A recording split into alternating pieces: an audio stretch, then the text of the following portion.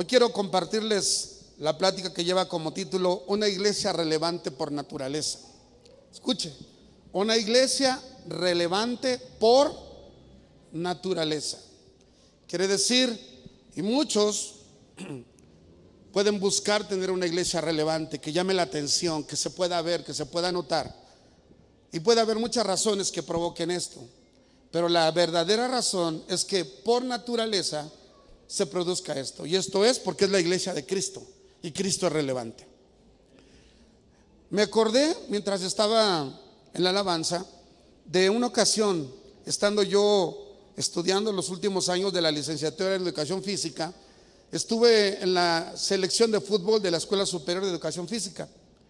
Y bueno, pues no era muy regular el asunto. El entrenador, pues no, aunque nos decía que entrenáramos por lo menos cada tercer día, lo cierto es que entrenábamos un día sí y 3 no. Y había muchas ocupaciones y estaba muy relajado el asunto. Él tenía la mejor intención, pero los que formábamos parte del equipo de la selección no éramos los más comprometidos de todos. Y recuerdo que una ocasión fuimos a jugar contra uno de los equipos de la Universidad Autónoma de México, contra los Pumas. Y esa fue de las ocasiones más frustrantes en que he jugado fútbol. El fútbol a mí me gusta mucho. Y recuerdo que aquella ocasión nos tocó sacar a nosotros. Y quiero decirte que ese fue el único momento en que tuvimos el balón. Cuando sacamos. Y con entusiasmo y portando los colores azules y blancos de la Escuela Superior de Educación Física. Esos Pumas nos metieron 11 goles, casi uno por cada jugador. Y hubo un momento durante el juego en que literalmente yo estaba llorando. A mí me gusta jugar apasionado. No me gusta perder. Y yo estaba haciendo todo lo posible. Y mis compañeros también. Pero ¿sabe? Estábamos limitados. Yo busqué después la razón, indagué un poco. Estos señores se entrenaban todos los días de 2 a 3 horas.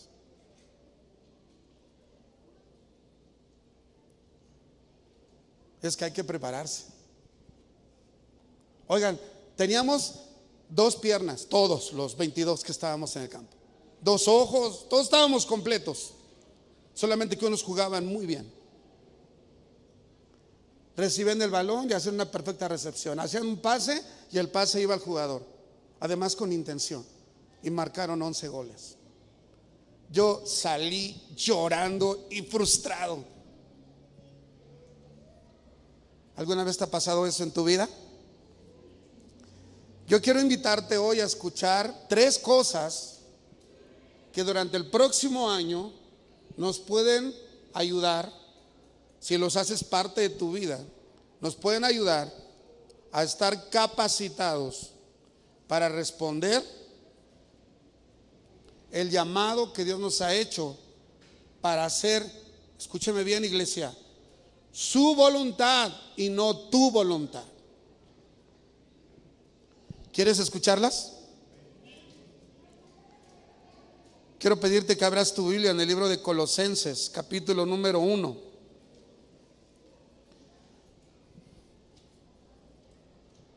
Colosenses, capítulo número 1. Diga usted, número 1.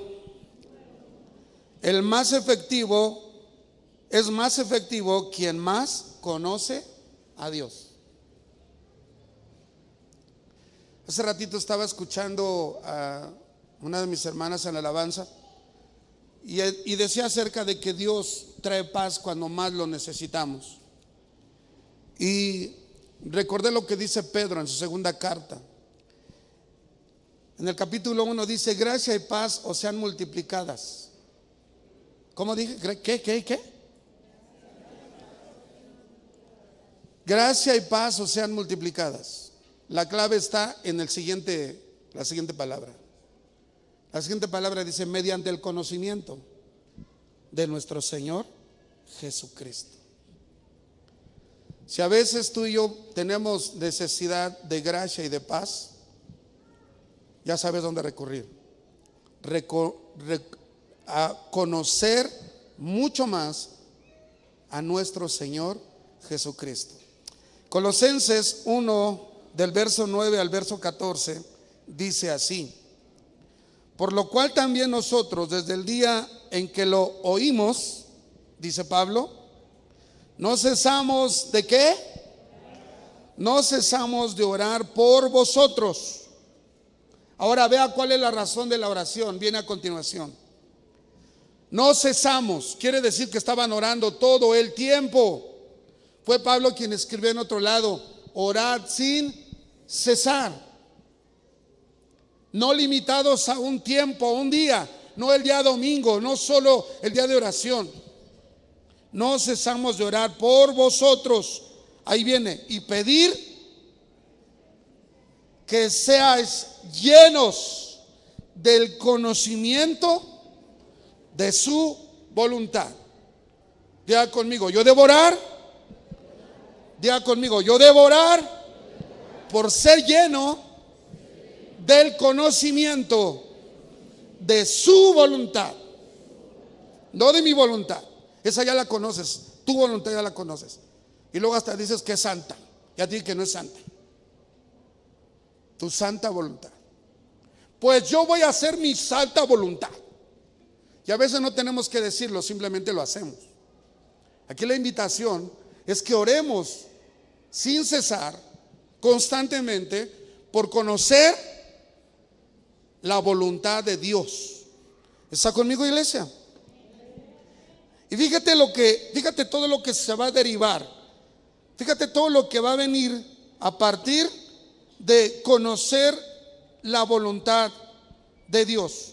Dice, en toda sabiduría e inteligencia espiritual. Diga conmigo,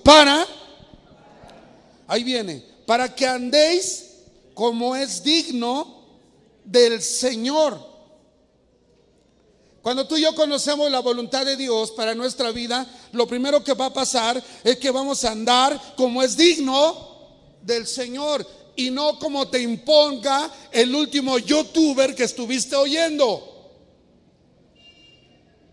ni como te marcó la telenovela, o lo que dijeron las personas que tienen influencia sobre de ti. No, dice a continuación, agradándole en todo. ¿Y cuántas veces Adrián le dice, Señor, quiero agradarte? El Señor dice, pues conóceme más, para que sepas lo que me agrada. ¿Qué otra cosa se produce cuando nosotros conocemos la voluntad de Dios? Dice, llevando fruto en toda buena obra. No hacemos frutos de buenas obras para alcanzar la salvación. Porque somos salvos, es que se producen frutos en nosotros.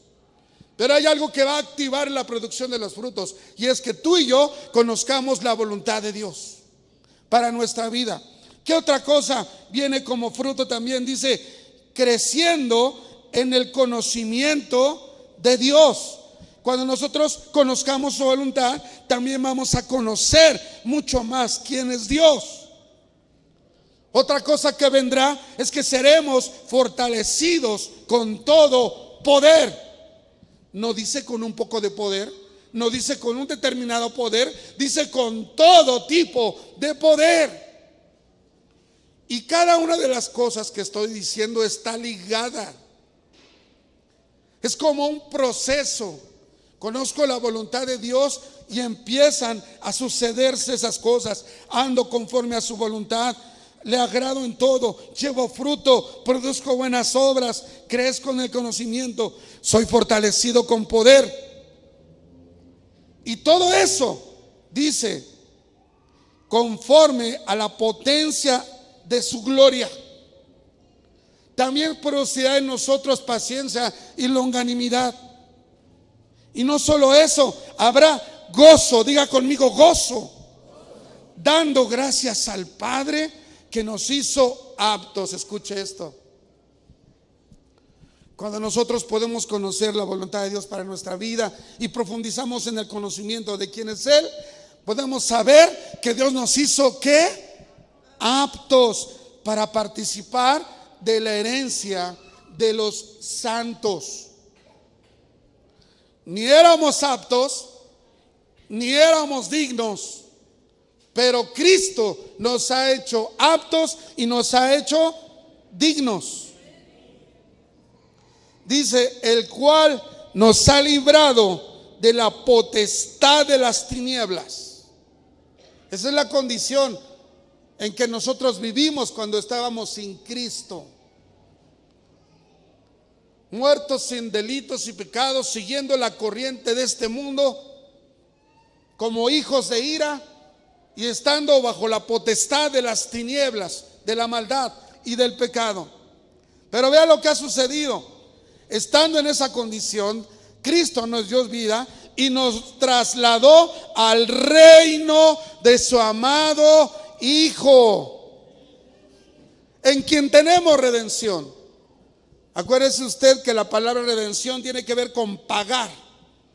Todo esto que le estoy diciendo y todas las cosas que corresponden a la vida y a la piedad nos han sido dadas por medio de su divino poder. Y si sigue leyendo 2 de Pedro capítulo 1, dice que a Él nos ha hecho participantes de la naturaleza divina. Y eso nos posibilita para este año que viene no quedarnos igual, no ir más abajo, sino estar mejor. Bueno, no hubo ningún entusiasmado.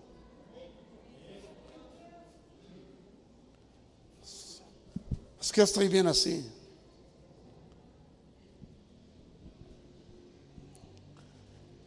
Es la invitación para que oremos. Fíjate que la palabra dice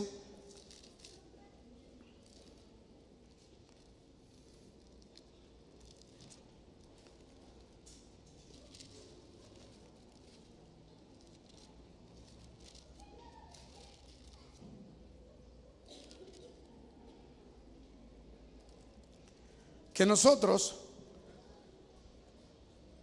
tenemos el ser alumbrados. Efesios capítulo 2 nos dice, 1, alumbrando los ojos de vuestro entendimiento. Y una de las cosas que en este año nosotros podemos orar y estar expectantes es por ir recibiendo las señales, las indicaciones de la voluntad de Dios para nuestra vida. Yo podría hablar de una voluntad general, pero también de una voluntad específica para cada momento que tú estás viviendo en tu vida. Durante este año, repetidas ocasiones dijiste, ¿qué hago? ¿Qué le digo a mi hija? ¿Qué le digo a mi novio? ¿Qué hago? ¿Qué hago? Y nosotros tenemos la voluntad preceptiva de parte de Dios y que nos ayuda para poder tomar decisiones. ¿Cuál es la voluntad preceptiva? Como su nombre lo dice, normas y preceptos que están escritos aquí en la palabra. Dios ha diseñado cómo, cuándo, por qué, cuándo sí, cuándo no, cómo hacerlo. Pero si nosotros no conocemos lo que Dios piensa de cada cosa, nos vamos a ver enfrascados en dificultades para decidir lo que tenemos que hacer. Pero cuando nosotros conocemos lo que la palabra dice sobre cualquier tema, entonces cuando venga la disyuntiva, cuando venga la pregunta, nosotros podemos operar de acuerdo a lo que Dios dice. Y te pongo un ejemplo. Hace unos días me decía una persona de otra iglesia, y es cierto, de otra iglesia. Me vino a ver una persona que está comenzando a venir a la iglesia, que tiene un poquito de tiempo, y me dijo, me quiero relacionar con una persona, quiero que sea mi novia. Y le dijo él, ¿es creyente? Y dijo, no. Entonces, ¿qué me preguntas? No te hagas bolas. Y no necesitaba Dios bajar en una nube con una corte celestial y anunciarte, no te conviene. Si la palabra nos dice con quienes debemos establecer relaciones de todo tipo. Entonces, esa es la voluntad preceptiva. Y cuando nosotros vamos a buscar la voluntad de Dios, seguramente, como dice aquí, seremos más efectivos en lo que hacemos y en lo que vivimos. Desafortunadamente, hay una profunda falta del estudio de la palabra.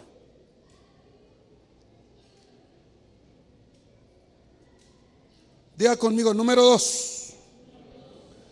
Dice ahí, el buen entendedor vive en la verdad presente. El buen entendedor vive en la verdad presente.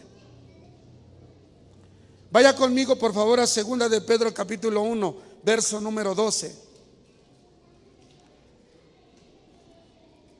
La palabra clave de la segunda carta del apóstol Pablo es conocimiento, y conocimiento de Dios. Muchas veces traemos a Jesús en la boca, pero lo conocemos muy poco. Dice el verso 12 de 2 de Pedro: por esto, diga conmigo, por esto. ¿Y qué será de por esto? ¿A qué se referirá de por esto? Tendríamos que regresarnos al verso 3. ¿Quiere regresar conmigo para entender qué es por esto? El verso 3 dice: como todas las cosas que pertenecen a la vida y a la piedad, ¿nos qué? Diga conmigo, ya las tengo. Por su divino poder, mediante el qué. ¿Cómo es que se nos son reveladas todas las cosas que nos han sido dadas? Si usted no lo conoce, es como cuando le dejan una herencia y nunca le notifican que tiene la herencia. Usted se muere y nunca disfrutó de lo que era suyo, porque no lo conocemos. Todas las cosas que corresponden a la vida y a la piedad os han sido. Entonces yo me acerco a Dios y le digo: Señor, dame sabiduría. Y el Señor me dice: ¿por qué me pides lo que ya te di? Tiene razón, Señor. Entonces, dame a hacer uso de la sabiduría que ya me diste. ¿Y sabe usted que la sabiduría es una persona? Hablando de la sabiduría divina, la sabiduría es Cristo. Entonces, si yo conozco a Cristo, si yo me relaciono con Cristo, si yo profundizo en el carácter de Cristo, yo voy a poder hacer uso de la sabiduría. Estoy en que por esto, ¿verdad? Mediante el conocimiento de aquel que nos llamó para su gloria y excelencia. ¿Para qué nos llamó? Para su gloria y excelencia. Por medio de las cuales nos ha dado ¿qué? Preciosas y grandísimas promesas. Diga conmigo, ya las tengo. ¿Qué tiene? Preciosas y grandísimas ¿qué? Promesas. Para que por ellas, escuche lo que dice, llegaseis a ser participantes de la naturaleza divina. Yo no tengo soplo divino. Yo no sé tú, pero si tú has nacido de nuevo, tú tampoco tienes un soplo divino. Tú tienes a Cristo viviendo dentro de ti. Eso es naturaleza divina. Algunos se preguntan: ¿cómo Cristo se atrevió a decir que amemos a nuestros enemigos? Puede decir que los odie, eso me nace del corazón, pero amarlos, ¿cómo los voy a amar? Si tú tienes la naturaleza divina en ti, tú tienes el amor de Dios. ¿Me escuchó? El amor de Dios. Y entonces Él posibilitará que tú ames aún a tus enemigos. Pues, pero pastor, si a veces no amo ni a mis hermanos, pues te falta que te metas con el Señor, que lo conozcas más, que sepas que eso ya te pertenece, que es una promesa dada para ti. Por eso Jesucristo dijo: un nuevo mandamiento os doy, que os améis como yo. Checas el tamaño de amor que nos está diciendo que tenemos ya. Así como yo, Cristo, los amé, ustedes ámenme. y amen a los demás. Estoy en que por esto, ¿verdad? Habiendo huido de la corrupción que hay en el mundo a causa de la concupiscencia. Vosotros también, escuche, ahí hay un proceso, poniendo toda diligencia, por esto mismo, añadida a vuestra fe, ¿qué? Y a la virtud, y al conocimiento, y al dominio propio, y a la paciencia, y a la piedad, y al afecto fraternal. Ya está, vea todo lo que nos pide. Porque si estas cosas están en vosotros y abundan, no os dejarán estar ociosos ni sin fruto en cuanto al conocimiento, en cuanto al conocimiento, en cuanto al conocimiento, en cuanto al conocimiento, en cuanto al conocimiento, en cuanto al conocimiento de nuestro Señor Jesucristo.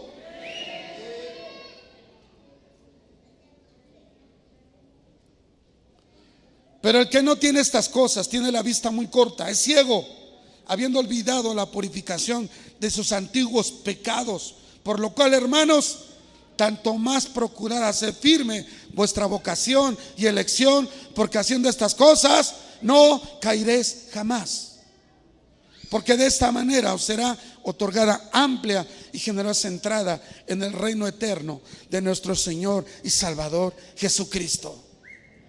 Luego dice, por esto, o sea, por todo lo que hablé, por todo lo que leí, por esto yo, dice Pedro, y yo me pongo como Pedro, yo soy Adrián.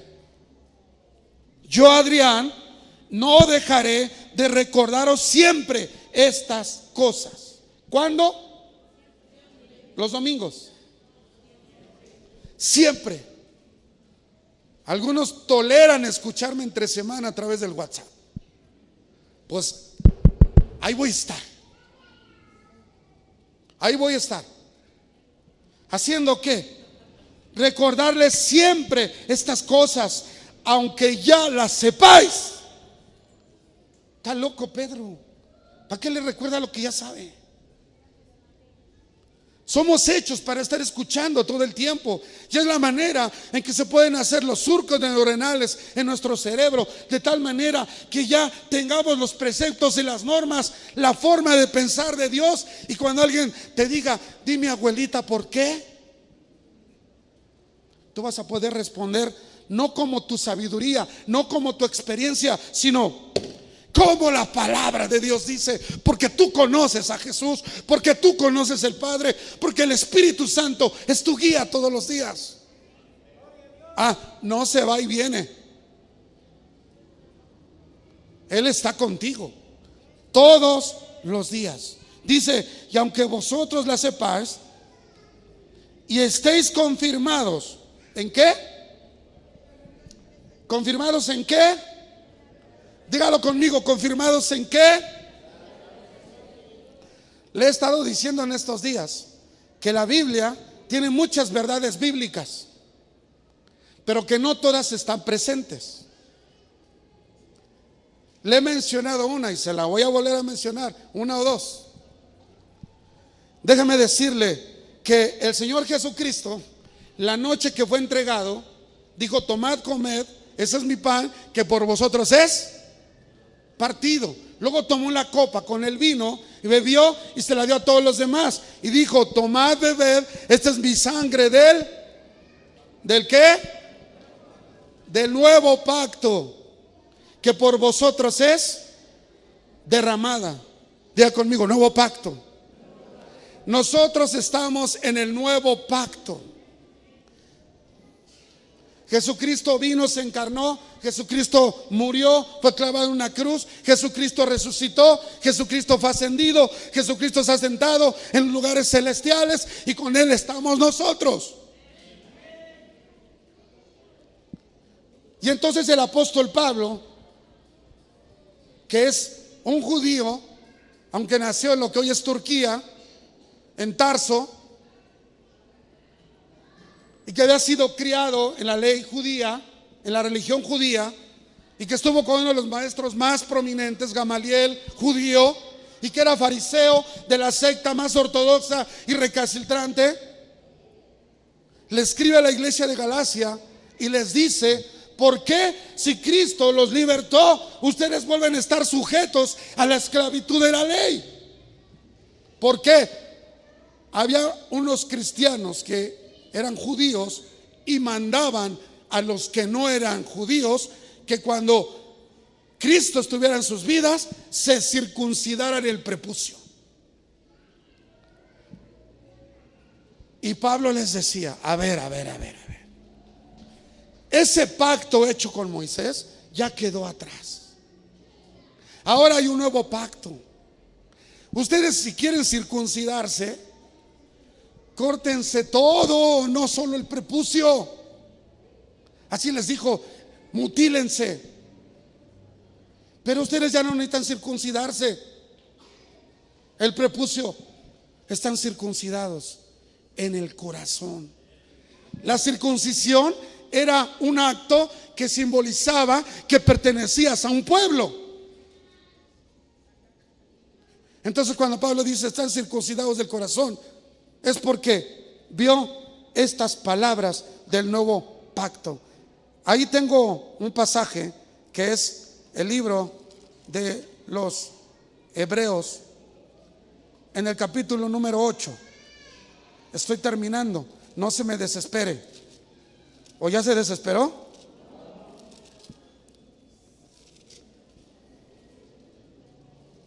Capítulo 8 de Hebreos,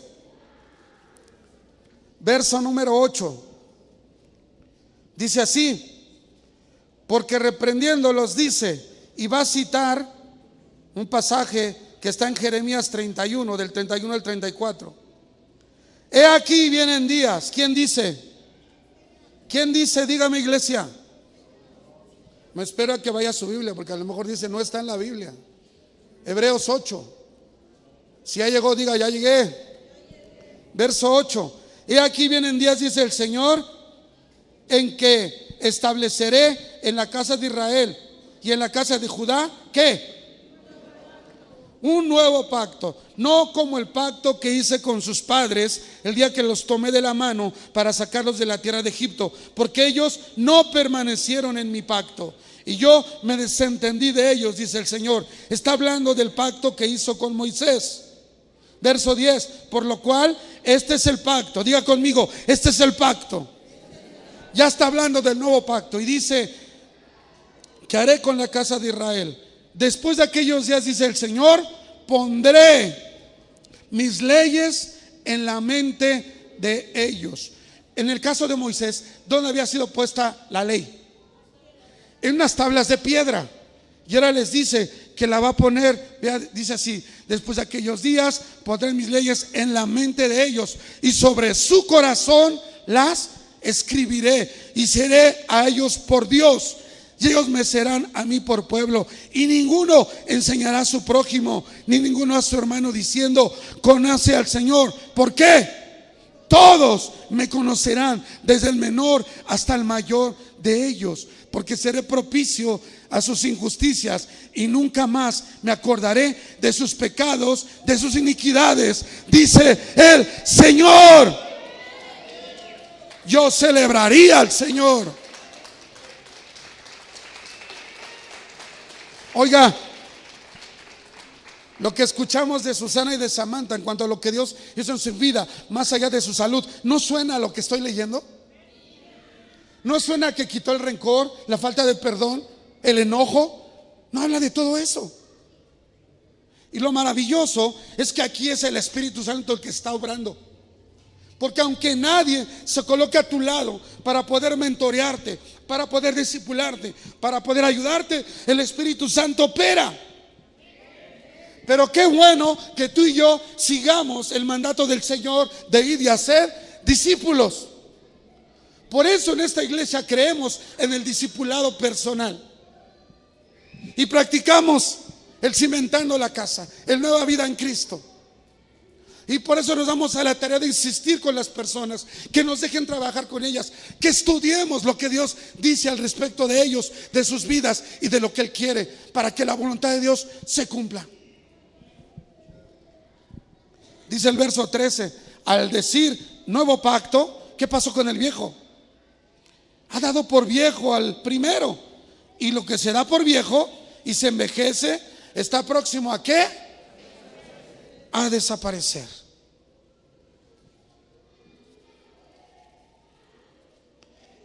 Hace ratito que dijo Susana que le lanzó la advertencia al micrófono, ella dijo también que Dios dice que no temamos los días domingos, ¿no? ¿Cuándo? Nuevo pacto, verdad presente. Dios es Señor de todos los días. El domingo no es el único día del Señor. En el nuevo pacto todos los días son el día del Señor.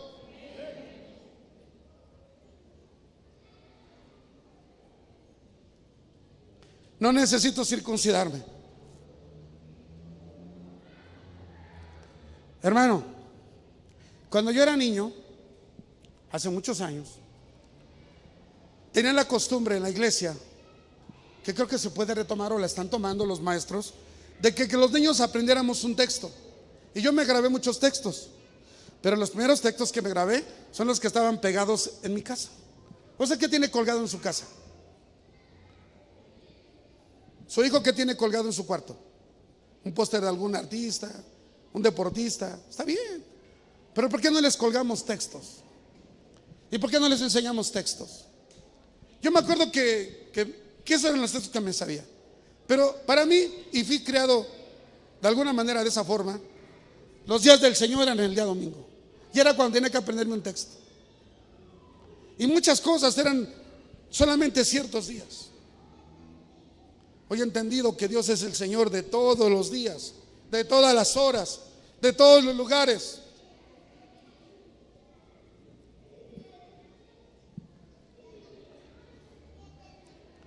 Y déjame decirte que en este nuevo pacto, el que nosotros estamos, es importante que conozcamos todo acerca de él. Yo te invito este año a que nos acompañes en ese recorrido para que nosotros podamos profundizar en las verdades presentes del nuevo pacto, porque es lo que está vigente. Algunos de nosotros le decimos al Señor: ven, Señor, y llénanos de ti.